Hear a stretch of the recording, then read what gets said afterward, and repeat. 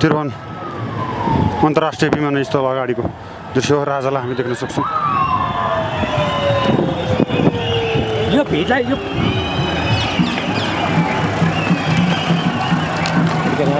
देखिरहेको छौँ राजालाई। यो माहौललाई कसरी हेर्नुहुन्छ तपाईँको स्वागतको लागि आएको माहौल? सरकार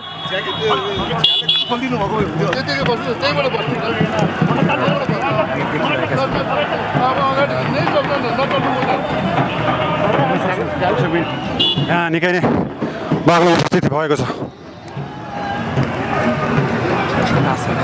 सहायता देखिरहेका छौँ।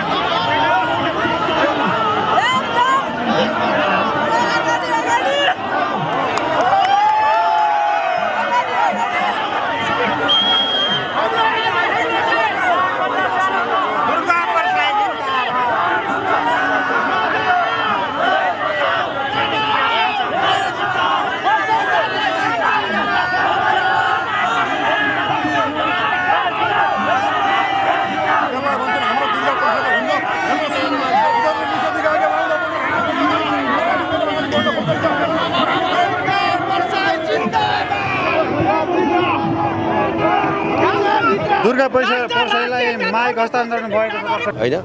अहिलेको निर्वाचनमा प्रत्यक्ष कार्यकारी प्रधानमन्त्री है चयन भयो भने एउटा युवाले देश चलाउन पाए भने केही कुराको विकास हुन्छ भन्ने कुरा हो। र जुन व्यक्तिले भन्छ चुनाव हुँदैन यो भ्रममा हामी नपरौँ। चुनाव त कुनै पनि हालमा गर्छ र हुन्छ नै है। एउटा राजावादीले बोल्दैमा हामी यसो राजा बोल्दैमा हुनेवाला छैन यहाँ। किन भन्दाखेरि असत्य र सत्यको कुरा हो यो है। किन भन्दाखेरि हामीले आफ्नो धरोहर र हामीले आफ्नो इतिहास बिर्सनु भएन। हामीले आफ्नो धरोहर, हामीले आफ्नो इतिहास र हामीले आफ्नो धर्म संस्कृति नै बिर्स्यो भने हामीलाई नेपाली भन्ने जुन ट्याग लागेको छ नि, यो ट्याग कहाँबाट लाग्यो भन्ने प्रश्न पनि आउँछ क्या त्यो ठाउँमा। त्यसकारण निर्वाचन त 100% हुन्छ नै। निर्वाचन हुन्छ। होइन, दुर्गा प्रसाद दाइले भनेको विचारमा सम्मान गर्छु। उहाँले भन्न पाउनुहुन्छ। किन अब जनताले नदियो भने त हुँदैन पनि होला। किनभने उहाँले भन्नु आफैले भनेपछि सिआइबी लाग्छ, सिआइबीले समात्छ, तर जनताले हुन दिँदैन भनेर भन्नु होइन। अगर जनताले चुनाव नगराउने पक्षमा थियो भने किन पार्टीहरू लगायत स्वतन्त्र उम्मेदवारहरू किन चुनावमा खडा भयो त भन्ने कुरा हो क्या मेरो प्रश्न। तपाईँहरूमै दुई मत देखियो नि त, राजा ल्याउनेमै दुई मत देखियो। होइन, यस्तो छ। राजाको विषयमा म एउटा कुरा के भन्न चाहन्छु भन्दाखेरि राजा भनेको सबैको साझा हो भन्ने कुरा हुन्छ है।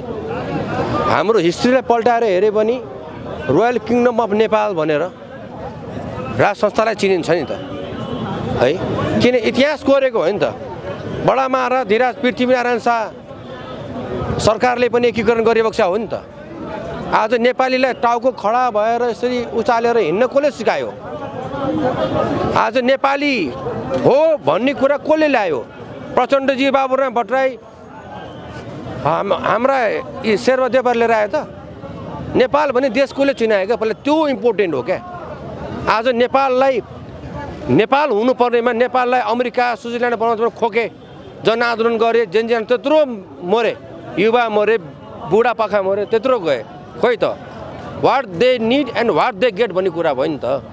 त्यो कारणले गर्दाखेरि चाहिँ अन्तिम विकल्प भनेको राज संस्था हो र राज संस्थै चाहिन्छ भन्ने कुरा चाहिँ हाम्रो माग पनि हो।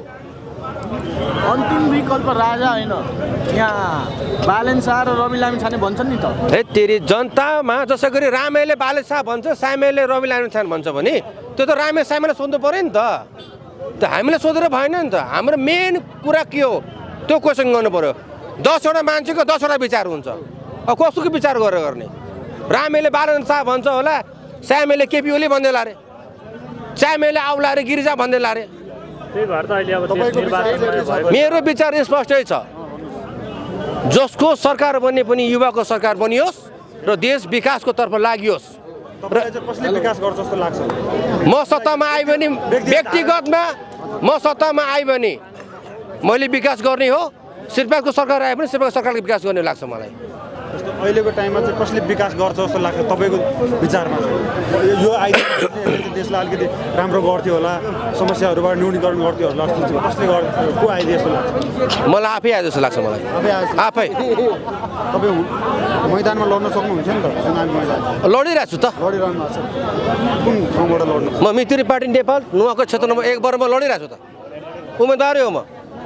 यो चुनाव भएपछि अब परिवर्तन आउला कि नआउला भन्ने आशा छ कि छैन?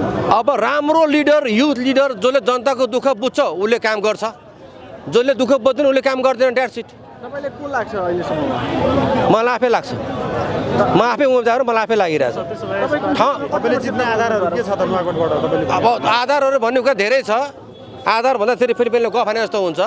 म नुवाकोट क्षेत्रमा रहेको उम्मेदवारै हो। मित्री पार्टी नेपाल नयाँ पार्टी दर्ता गरेर हामी आफै लडेको, युवाहरूले लडेको पार्टी हो यो कारणले गर्दाखेरि नि युवाको सरकार चाहिन्छ भन्ने कुरामा लागिरहेछ क्या। र हामीले इतिहास पनि काम गर्नुपर्छ भन्ने कुरा लाग्छ। तपाईँ निर्वाचनको पक्षमा कि राजाको एक्लै हिँडेर कहाँसम्म पुग्नुहुन्छ? एक्लै हिँडेर अब पुग्नुला नि यसरी भन्नु त। तपाईँ निर्वाचनको पक्षमा कि त्यसमा राजाको पक्षमा भन्नुहोस्? राजा कि राष्ट्रपति त? अब एउटा कुरा, यो दुईवटा पक्ष भन्दा पऱ्यो नि हामी भनेको जनताको पक्षमा हो। जनताले निर्वाचन चाहन्छ भने निर्वाचन हामी जान्छौँ, निर्वाचनमा जान्छौँ हामी। जनताले अहिले निर्वाचन चाहेर देखिरहेछ। अनि किन यहाँ तपाईँहरू भेला? राज संस्थाहरूको इतिहासबाट काम गरौँ न। पुरा हिस्ट्री त काम गर्नु पऱ्यो नि। त्यो पक्षमा छ नि त अहिले। यताको छँदैछ जे छ, नो प्रब्लम यताको। तर ब्याक हिस्ट्री त बुझ्नु पऱ्यो नि हामीले।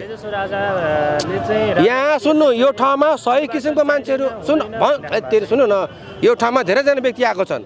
कसैले निर्वाचन चाहिँदैन भन्छन्, कसैले चाहिन्छन् भन्छन्, कसैले के भन्छन्, कसैले के भन्छन्। आफ्नो आफ्नो विचार पोख्न पाइन्छ। तर मेरो विचारमा के छ भन्दाखेरि चाहिँ इतिहास बिर्सनु हुँदैन, आफ्नो मौलिक संस्कृति परम्परा बिर्सनु हुँदैन। We all are Nepali. पहिला सुरुमा आफू नेपाली बनेर आउनु पऱ्यो, ध्यान अदर थिङ्स भन्ने कुरा मलाई लाग्छ। जब तपाईँ म नेपाली नै होइन भन्नुहुन्छ भने तपाईँ के हो त भन्ने कुरा हुन्छ नि त। प्रश्न त्यहाँ आउँछ। पहिला सुरुमा हामी नेपाली बन्न सिक्नुपर्छ क्या। र हामी जुन धरातलबाट आएको, जुन इतिहासबाट फर्केर आएको, त्यो इतिहास पनि हामीले हेर्नुपर्ने हुन्छ। त्यति चाहिँ मेजर पोइन्ट चाहिँ मलाई त्यो लाग्छ। अब यहाँ 10वटा मान्छे हुन्छ, 10 किसिमको कुरा हुन्छ। लागेको छु त। जनताले के भन्न चाहनुहुन्छ? म तपाईँको क्षेत्रको उम्मेदवारलाई के भन्न चाहनुहुन्छ? मतदातालाई के भन्न चाहनुहुन्छ? सही र इमान्दार मान्छेलाई समर्थन गर्नुहोस् र भोट दिनुहोस् है। त्योभन्दा बेसीमा केही पनि भन्न चाहदिनँ। मलाई नै दिनुपर्छ राजावादीको ट्याग लाग्ला नि होइन, मलाई नै दिनुपर्छ भन्ने जरुरी छैन। अगर तपाईँलाई जो इमान्दार लाग्छ उसैलाई भोट दिनुहोस्, म त्यो भन्न चाहन्छु। धन्यवाद। राजाको लागि म एउटा गाना गाउँछु। हो ल, गाना गाइदिनुहोस् न। कट्टर हिंदू राजा जैसा कोई और न आएगा, कट्टर हिंदू राजा जैसा कोई और न आएगा। अब बना दो हिंदू राष्ट्र फिर ऐसा दौर न आएगा। अब बना दो हिंदू राष्ट्र ऐसा फिर दौर न आएगा। जय नेपाल, जय नेपाल, जय नेपाल। राजा आओ, देश बचाओ, राजा ले आओ, देश बचाओ। राजा हाम्रो देश प्राण भन्दा प्यारो छ हाम्रो राजा हाम्रो देश प्राण भन्दा प्यारो छ राजा ल्याऊ देश बचाऊ ल्याऊ देश बचाऊ राजा ल्याऊ देश बचाऊ जय श्री राम जय श्री राम हाम्रो आन्दोलन जारी छ देश बचाउन राजा चाहियो देश बचाउन राजा चाहियो राजा चाहियो नागरिक बचाउन राजा चाहियो धर्म बचाउन राजा चाहियो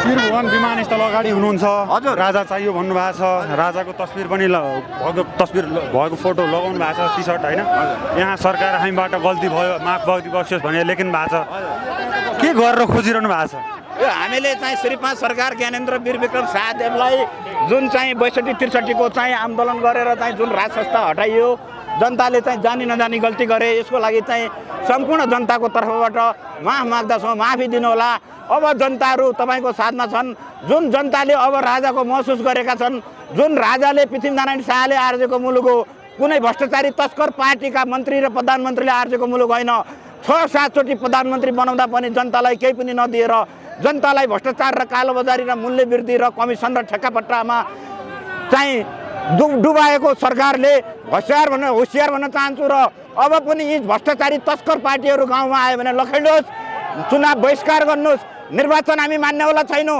78 जना बच्चा र 17,000 नागरिकहरू मार्ने र संहिता ल्याउने र धर्मनिरपेक्षता ल्याउने भ्रष्ट तस्कर पार्टी र प्रधानमन्त्रीहरूलाई जबसम्म फाँसी दिँदैन जबसम्म राष्ट्र स्थापना गरिँदैन तबसम्म हामी सडकमा रहनेछौँ र हामी आज त्रिभुवन अन्तर्राष्ट्रिय विमानस्थलको गोल्डन गेटमा छौँ सम्पूर्ण राष्ट्रवादीहरू चाहिँ आउने क्रम जारी छ हामीलाई निषेधित क्षेत्र लागू गर्यो हिजो मात्रै जिल्ला प्रशासन काठमाडौँले निषेधित क्षेत्र लागू गर्यो यसको विषयमा हामीले गम्भीर ध्यान आकर्षण गरेका छौँ र हामी यो निषेधित क्षेत्र हामी मान्नेवाला छैनौँ हाम्रो राजालाई हाम्रो अभिभावकलाई हामीले स्वागत सम्मान गर्न पाउनु पर्दछ कुनै हामी विदेशीका खोलाहरू ओढेका छैनौँ हामी कुनै भ्रष्टाचारी तस्करको हामी पार्टीको पछाडि छैनौँ हामी कुनै पार्टीको झन्डामा छैनौँ हामी राष्ट्रिय झन्डामा छौँ हामी गोरखनाथको झन्डामा छौँ हामी पृथ्वीनारायण शाहको झन्डामा छौँ सम्पूर्ण राष्ट्रवादी एक हुन अनुरोध गर्दछौँ र अब राष्ट्रिय एकताको चाहिँ कायम गरौँ राष्ट्रिय एकतालाई चाहिँ कार्यान्वयन गरौँ र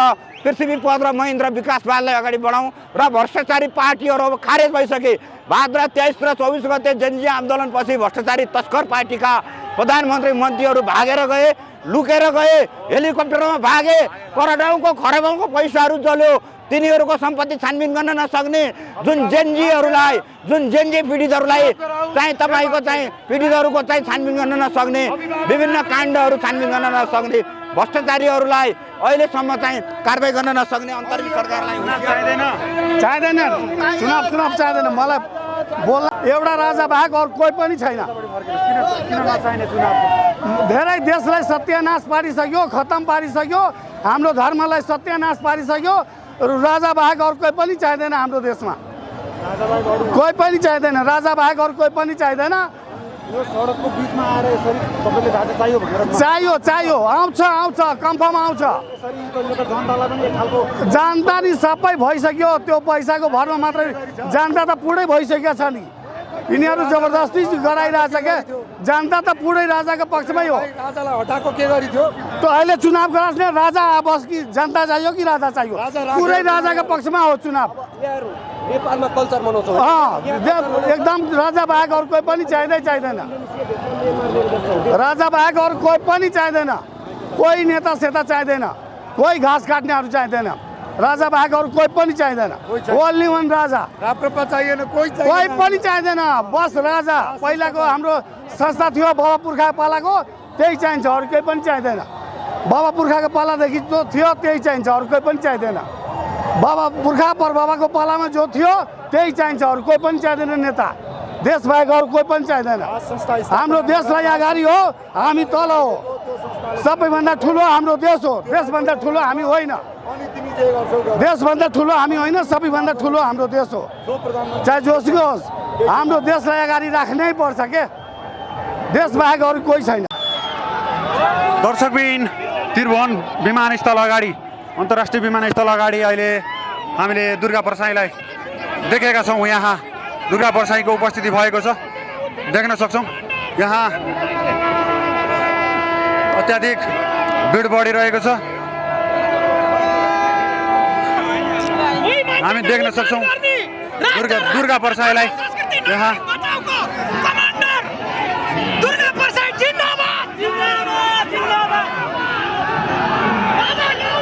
यहाँ फोटो खिचिरहेका छन् दुर्गा परसाईले।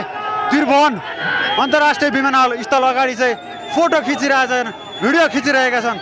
दर्शकबिन यो दृश्य देख्न सक्छौँ हामी।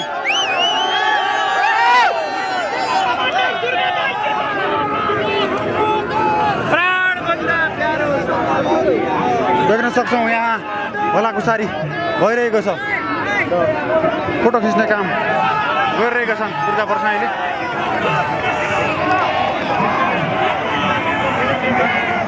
हामीले तपाईँलाई प्रत्यक्ष देखाइरहेका छौँ। यो दृश्य हो अन्तर्राष्ट्रिय त्रिभुवन। हात हल्लाइरहेका छन् आफ्ना समर्थकहरू।